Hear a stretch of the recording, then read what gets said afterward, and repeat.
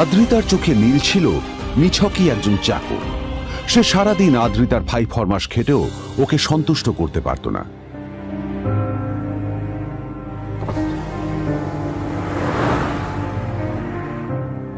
এত কিছুর পরেও কেন একজন ধনী বাবা তার মেয়েকে গরিব ছেলের সাথে বিয়ে দিলেন?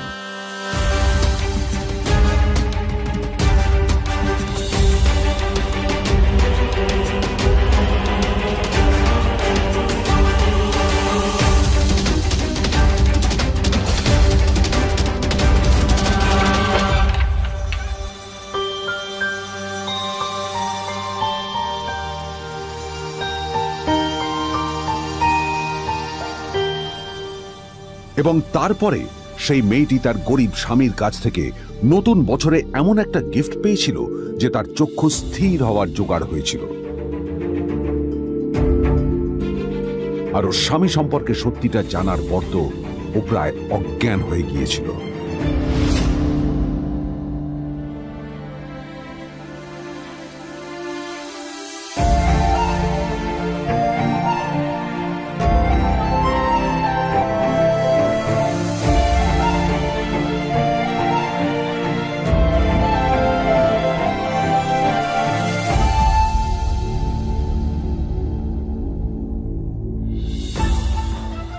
আমার বাবা সবচেয়ে বড় ভুল করেছে তোমার মতো একটা গরিব ছেলের সাথে আমার বিয়ে দিয়ে।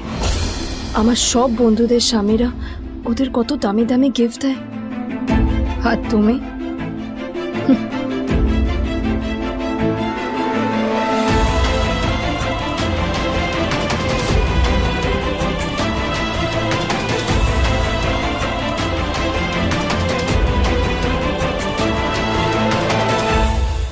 আদ্রিতা তার বাবার কথায় নীলকে বিয়ে তো করেছিল, কিন্তু ও শর্ত দিয়েছিল যেন বাড়ির বাইরের কেউ না জানতে পারে যে নীল ওর স্বামী।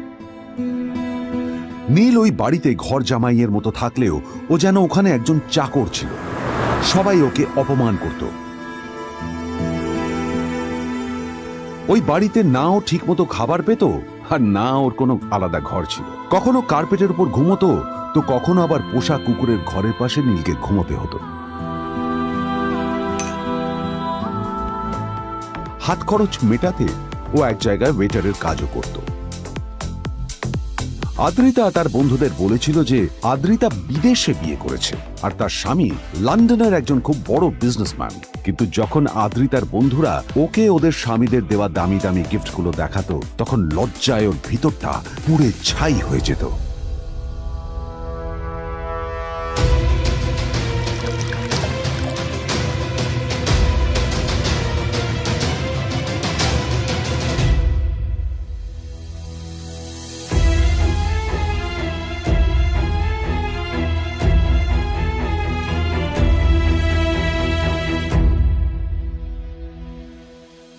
এই যে শোনো, নিউ ইয়ারে আমার একটা গিফট চাই তোমার থেকে। আর গিফট যেন দামি হয়, হ্যাঁ, মানে খুব দামি, কয়েক লাখ টাকা। ওকে? কয়েক লাখ টাকা? কিন্তু অদ্রিতা, এত টাকা আমি একসাথে কখনো দেখিনি। তোমাকে এত দামি গিফট আমি কি করে দেব? এটা তো তোমার বিয়ে করার আগে ভাবা উচিত ছিল। একজন পুরুষ মানুষ হয়ে নিজের স্ত্রীর এইটুকু ইচ্ছা তুমি পূরণ করতে পারবে না? স্ত্রীর এই কথাগুলো নীলকে আহত করে। নিঃশব্দে ওখান থেকে চলে যায় নীল।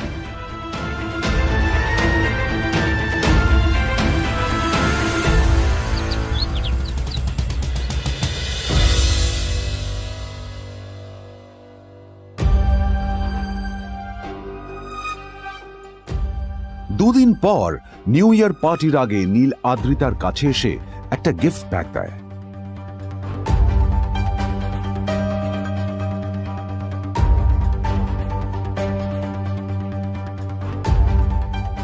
আদ্রিতা মুখ বেজার করে বাক্সটা খুলল, তবে তারপর বাক্সের ভেতরে গিফটটা দেখতেই ও চমকে গেল।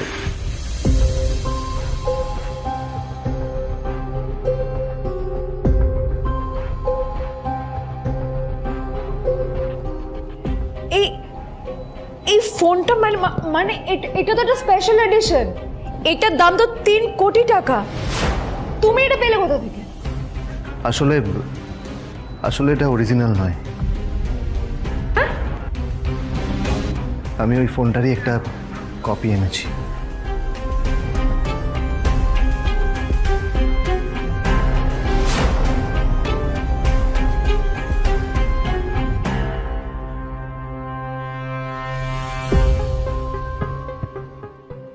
কিন্তু আদ্রিতার নীলের কথা একটু সন্দেহ হয়, কারণ ফোনটা দেখে একেবারেই আসল বলেই মনে হচ্ছিল।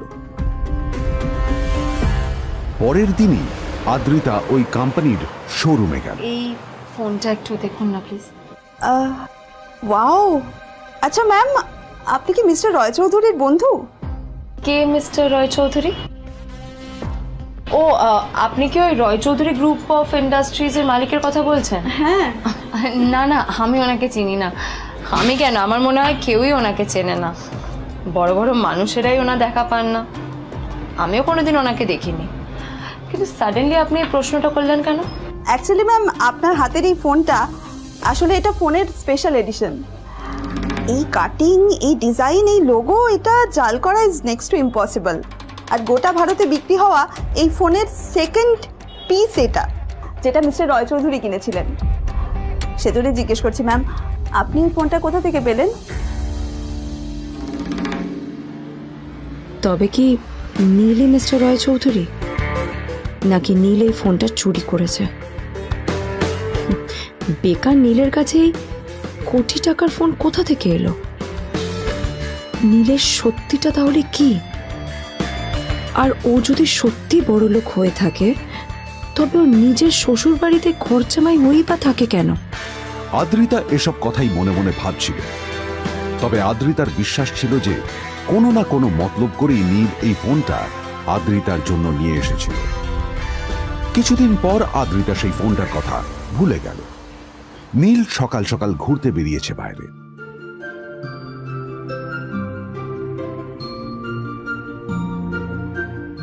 কটা বাজে রে? আমার খুব লেট হয়ে গেছে বুঝলি। তোরা খেল, ঠিক আছে? তোরা খেল, আমি আসছি।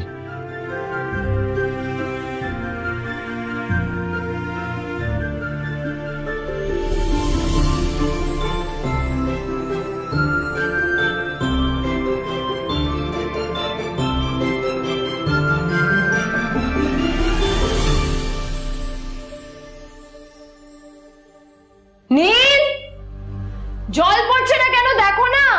নীল, নীল, নীল কোথায় গেল? নীল,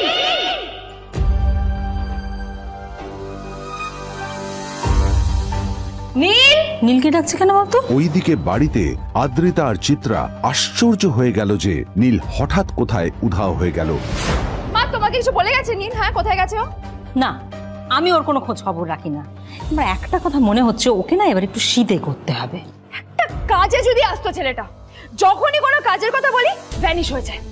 আমি ওকে বলেছিলাম আর&বি গোল্ডেন ডায়মন্ড থেকে আমার সেটটা নিয়ে আসতে, আনেনি। আনেনি। আজকেও ভালো করে অফিসে নিয়ে যাব, ভ্যানিশ হয়ে গেল। কোথায় গেল কে জানে। আমার ভাগ্যেই জুটেছে এরকম একটা ছেলে। এই যে তুমি তুমি কেন বিয়েটা দিয়েছিলে আমাকে? এটা আবার কি বলছিস? আমার কি দোষ?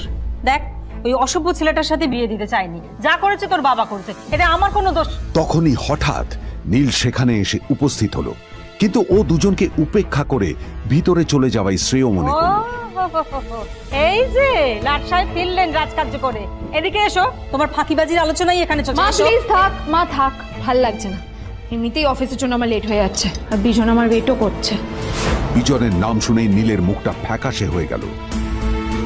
আদ্রিতা নীলকে উপেক্ষা করেই বলল, আরে যে এই ছেলেটার মতো আর একটা ফাঁকিবাজ না তুমি পাবে না। তুমি কেন দাঁড়িয়ে আছো? এই যে শোনো শোনো শোনো শোনো, দাঁড়িয়ে আছো কেন? তোমাকে আমি বলেছিলাম আর&বি গোল্ড ডায়মন্ড থেকে আমার সেটটা তুলেছো, তোলোনি তো। এইটা চাই না আমার। তুমি আমার সাথে অফিসে যাবে, ফেরার পথে তুমি সেটটা নিয়ে আসবে। তোমার জন্য সবসময় লেট হয় অফিসে, তোমার জন্য বিরক্ত লাগে। আর ব্যাগটা নিয়ে ওর পেছন পেছন কোথায় যাচ্ছ? যা দিয়ে ওখানে রেখে এসো। নীল চিত্রার সাথে মাঝে মাঝে ঝগড়া করলেও তার স্ত্রী আদ্রিতার সাথে ও কখনো ঝগড়া করত না। সত্য সব অপদার্থ।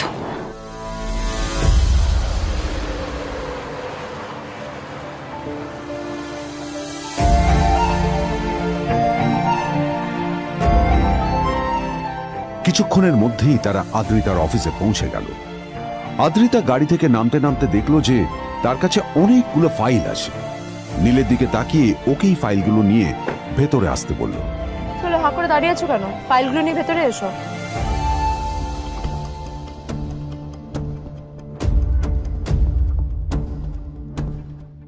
আদ্রিতা যখন ওর ক্যাবিনে পৌঁছলো তখন দেখলো সেখানে আগে থেকেই ওর বন্ধু এবং বিজনেস পার্টনার বিজন বসে ওর জন্য অপেক্ষা করছে।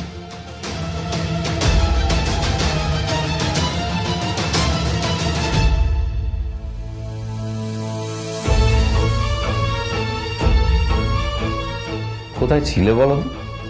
আমি 1 ঘন্টা ধরে তোমার জন্য এখানে ওয়েট করছি। এই লোকটার কি কোনো কাজকর্ম নেই? 1 ঘন্টা ধরে বসে আমার স্ত্রী আদ্রিতার জন্য অপেক্ষা করছে।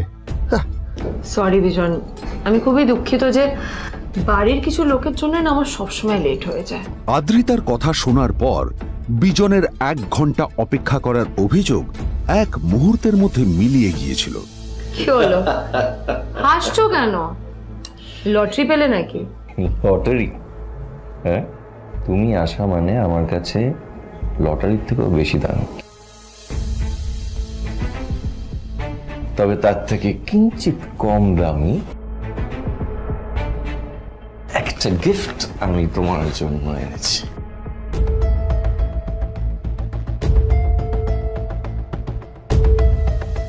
This is a rare diamond necklace for you. এটা আমার জন্য? সত্যি? এই শহরে এটা খুঁজে পাওয়া খুব বিরল। Just like you. Like it? Thank you. You're welcome. Thank you for the gift. আসি তাহলে এখন।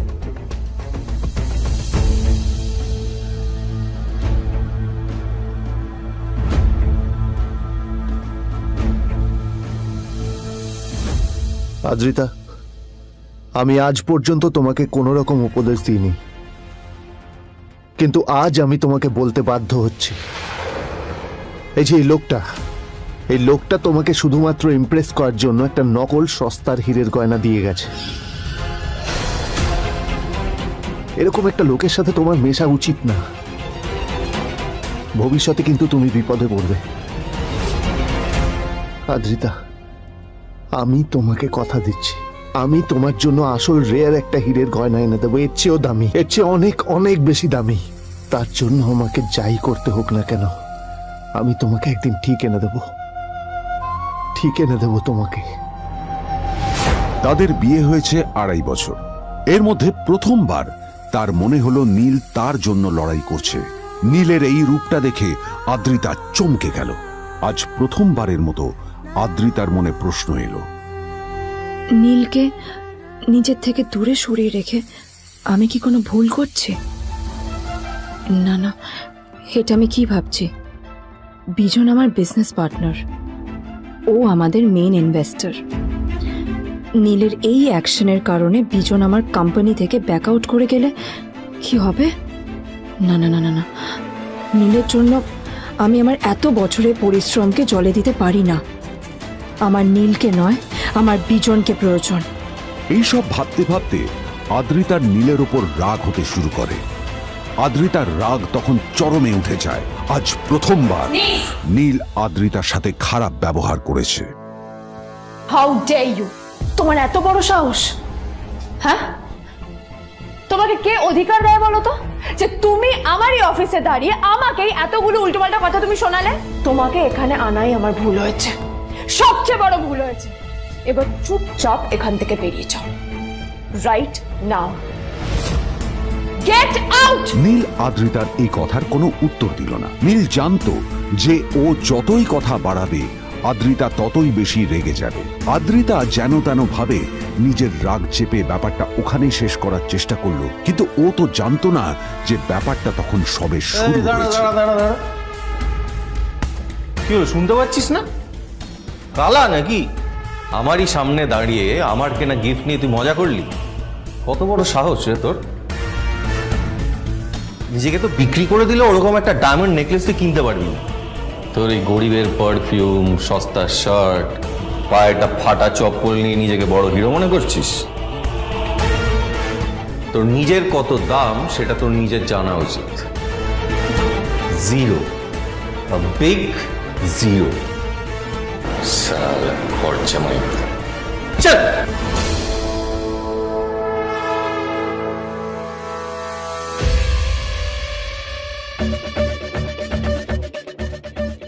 নীল তখনও ঝামেলা করার মেজাজ ছিল না, কিন্তু যখন কেউ অন্যের নীরবতা সুযোগ নিতে শুরু করে তখন কথা বলাটা প্রয়োজন। নীল আঙুল তুলে পেছনের দিকে ইশারা করে। প্রথম কথা,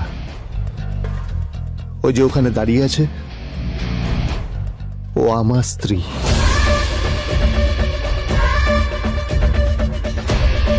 তাই আমার স্ত্রীকে তোমার নেকলেস দেওয়ার কোনো অধিকার নেই। ওকে যদি নেকলেস দিতে হয় তাহলে আমি দেব। তাই এসব ফ্রডগিরি বন্ধ করো। আর দ্বিতীয় কথা, যার পকেটে পয়সা নেই ঝনঝন আওয়াজ করা তার মানায় না।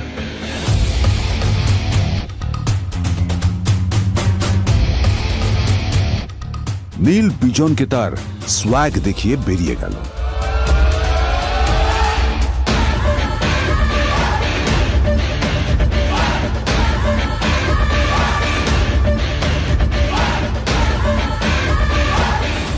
আদ্রিতার রাগে গজগজ করছিল। ওর জ্বলন্ত চোখের সামনে শুধু নীলের মুখটা ভেসে উঠছিল। ও যতই নীলের কথা ভাবছিল ততই ওর রাগ বেড়ে যাচ্ছিল। গত কয়েক মাস ধরে আদ্রিতার কোম্পানির অবস্থা একেবারেই ভালো ছিল না। আদ্রিতা তা সামলানোর আপ্রাণ চেষ্টা করছিল। কি যে করবেও সেইটাই বুঝে উঠতে পারছিল না। তারপর বিজনের সাথে ওর দেখা হলো, আর তখনই বিজনের সাথে ওর বন্ধুত্ব হলো। বিজন একটা খুব বড় পরিবারের সদস্য। আজ বিজন শুধুমাত্র আদ্রিতার কোম্পানির একজন বিজনেস পার্টনারই নয়, সাথে বড় ইনভেস্টরও।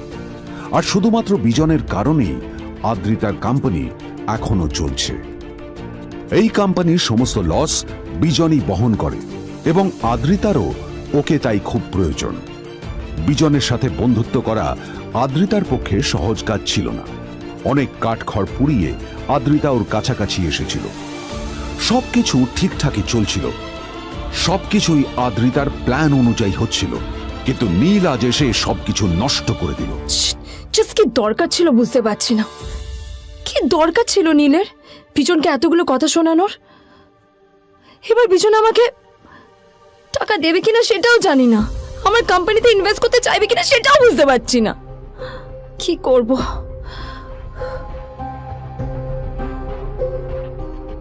এখন আদ্রিতা ওকে কিভাবে বোঝাবে? ভুল করে যদি বিজন ওর টাকা ফেরত চায় তবে আদ্রিতার কোম্পানি সেন কর্পোরেশন খুব বড় সমস্যায় পড়ে যাবে। তারপর কি হবে? সেন পরিবারের দেখভাল কে করবে?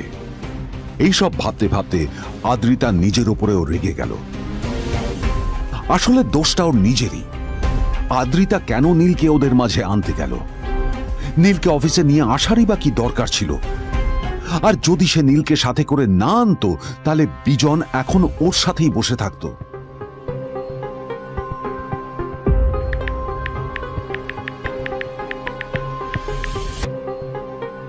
প্যামেলা, আমি মিটিংয়ে বেরোবো, আমার চেঞ্জটা একটু নিয়ে এসো প্লিজ। Thank you.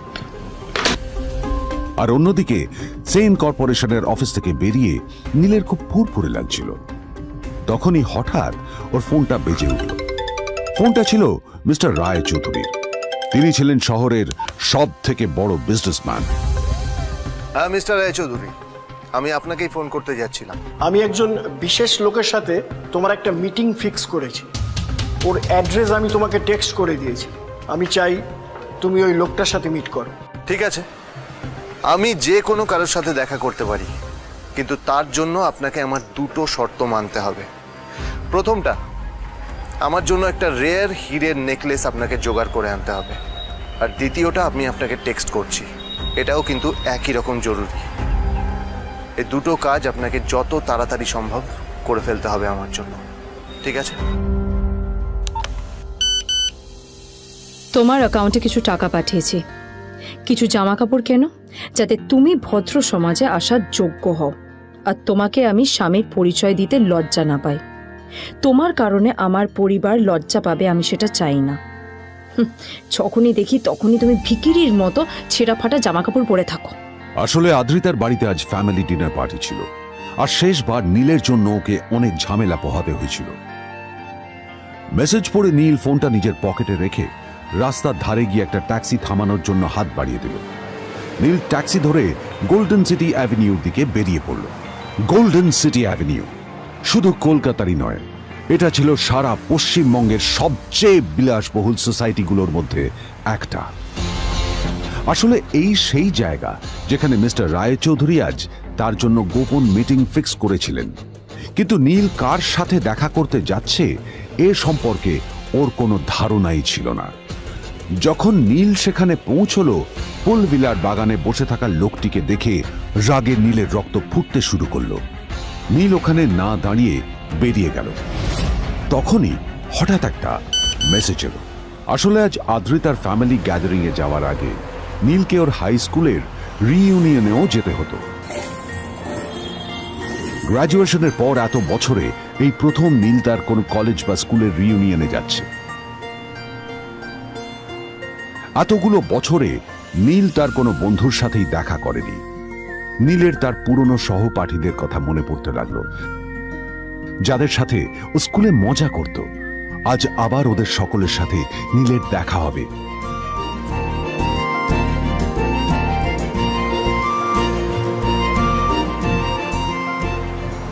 আর এই সব কিছু ভেবেই নীল এক্সাইটেড হয়ে যাচ্ছিল। আসলে সোহিনীকে নীল তার স্কুল টাইমে পছন্দ করত।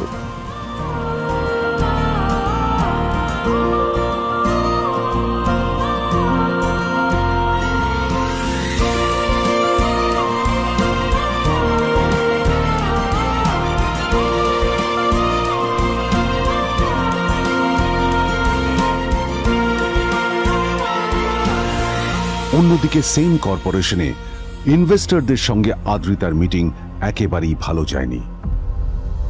তাকে দেখে বেশ গম্ভীর মনে হচ্ছিল।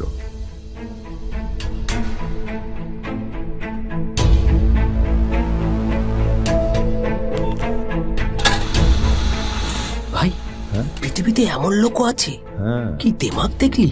হ্যাঁ, কাজকর্ম তো কিছু করার নেই, আর কিছু করেও না। হ্যাঁ, শুধু চলে এসছে আমাদের ম্যাডামকে রাখাতে। এই 1 বছরে না কিচ্ছু বদলায়নি। আরে আমি তো ভেবেছিলাম যে এর সাথে ম্যাডামের আর কোনো সম্পর্কই নেই, কিন্তু না, এখন যা দেখছি উল্টে ম্যাডামের মাথায় উঠে নাচছে। আমার মাঝে মাঝে মনে হয় এদের দুজনের বিয়ে কিভাবে হলো। আর বিয়ে তো অনেক পরের কথা, 2 বছর হয়ে গেল এদের এখনো ডিভোর্স হলো না। হ্যাঁ, আমার তো ভাবলে কিরকম অবাক যা লাগছে। বলেছিস।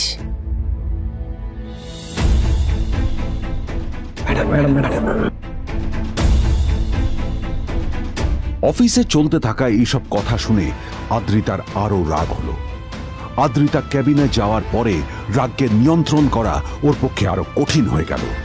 ও তখন বুঝতেই পারছিল না যে ওর রাগ কিভাবে নিয়ন্ত্রণ করবে। আদ্রিতা এটাও ভাবছিল যে নীলের জন্য ওকে আর কত অপমানিত হতে হবে। এসব ভাবতে ভাবতেই আদ্রিতার চোখ গেল ওর বাবার ছবিটার দিকে।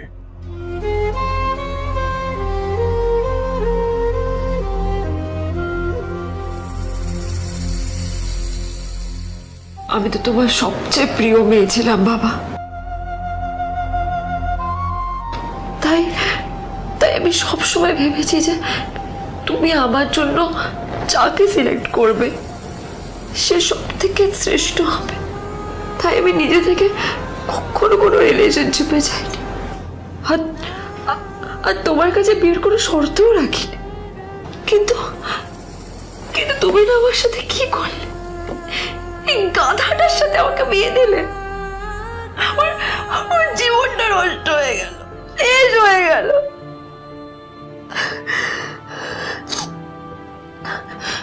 আমি যদি একটু জানতাম যে ও কিছু করে না, ঘর চাপাই হয়ে থাকবে, এইসব কাজকর্ম করে, তাহলে আমি কোনোদিনই বিয়েতে রাজি হতাম না বাবা, কোনোদিন না, কোনোদিন।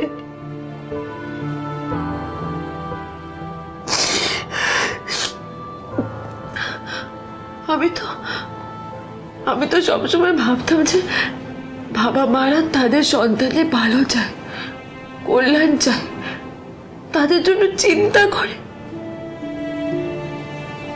কিন্তু কিন্তু বাবা, তুমি আমার জন্য একটু চিন্তা করোনি। তুমি শুধু তোমার শেষ কর্তব্যটুকু করতে চেয়েছিলে, শেষ ইচ্ছাটুকু রাখতে চেয়েছিলে, ব্যাস পালন করা হয়ে গেছে। আর আমাদের তুমি ছেড়ে চলে গেলে, তুমি আগে ছেড়ে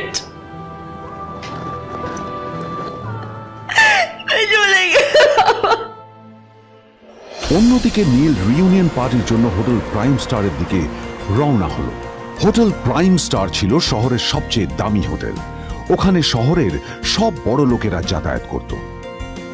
নীল যখনই তার পুরনো বাইকটা নিয়ে ওখানে পৌঁছলো, ওর পুরনো জামা কাপড়, পুরনো বাইক আর ওর পায়ে ছেঁড়া চপ্পল দেখে সিকিউরিটি গার্ড ওকে গেটের বাইরেই আটকে দিল। থাম থাম, এই কোথায় যাচ্ছিস শালা ভিখিরি? না না দাদা, আপনি আমাকে ভুল বুঝছেন। আসলে আমাকে ইনভাইট করা হয়েছে, আমি এই হোটেলেই এসেছি। শালা মিথ্যে কথা বলার জায়গা পাস না? হ্যাঁ, মিথ্যে কথা বলার আগে নিজের চেহারাটা তো দেখতিস। এটা একটা প্রাইম হোটেল, বুঝেছিস? এখানে সব শহরের বড় বড় লোকেরা তাদের বড় বড় গাড়ি নিয়ে আসে। শালা তোর মতো একটা ভিখিরি একটা ফ্যাট প্যাটে আওয়াজ বের করা বাইক নিয়ে চলে এসেছিস, আর আমি তোকে ঢুকতে দেবো না? দাদা, আমাকে ইনভাইট করা হয়েছে।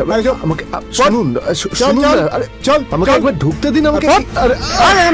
নীল পড়ে যেতেই একটা দামি গাড়ি ওখানে এসে দাঁড়ালো। এই গাড়িটি আর অন্য কারো নয়, হোটেল প্রাইমের মালিক মিস্টার খান্নার ছিল। কি হচ্ছে কি এটা? হোটেলের গেটের সামনে এসব এসব ক্যাশ চলছে এখানে। হোটেলের বদনাম হবে না এতে?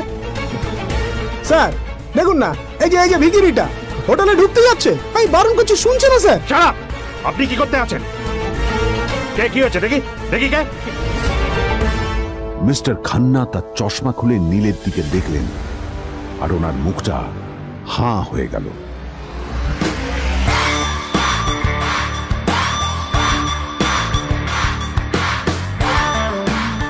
নীল স্যার, আপনি?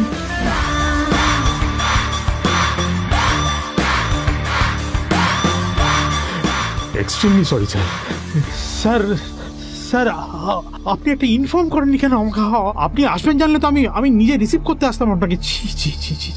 ঠিক আছে, আপনি ব্যস্ত হবেন না প্লিজ। জানোইনি কে? নিজের বসকে এভাবে একজন ভিখারিকে হাতে পায়ে ধরতে দেখে গার্ডটিও অবাক হয়ে গেল। আরে sir, sorry sir, extremely sorry, আপনি আমার সঙ্গে আসুন। সরি স্যার, সরি, ভুল হয়ে গেছে স্যার। সালাম স্যার। নীল কি তবে সত্যিই একজন খুব বড়লোক কেউ? জানতে পকেট এফএম এর এই সম্পূর্ণ গল্পটি শুনুন, বস দুনিয়া যার বসে, যেটা ভারতীয়রা সবচেয়ে বেশি শুনছে। বিনামূল্যে গল্প শুনতে নিচের ইনস্টল বাটনে ক্লিক করুন এবং পকেট এফএম ডাউনলোড করুন।